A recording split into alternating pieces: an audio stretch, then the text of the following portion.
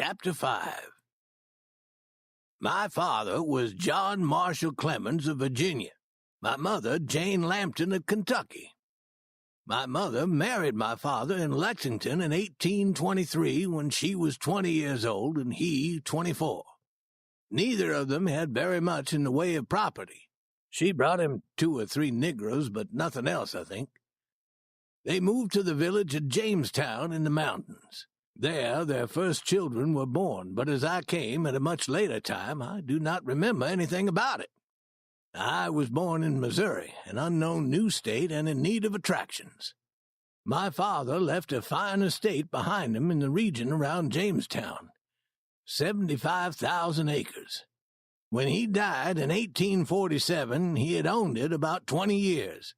He had always said that the land would not become valuable in his time, but that it would be a good provision for his children some day.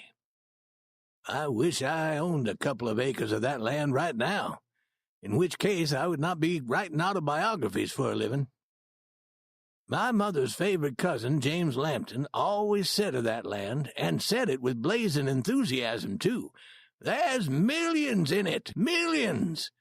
It is true that he always said that about everything, and was always mistaken, too. But this time he was right, which shows that if a man will keep up his heart and fire at everything he sees, he will surely hit something.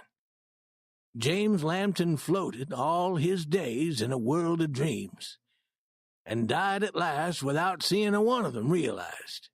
He was, when I saw him last in 1884, old and white-haired, but he entertained me in the same old way of his earlier life, and he still had a happy light in his eye and hope in his heart, and he could still share the secret riches of the world with me.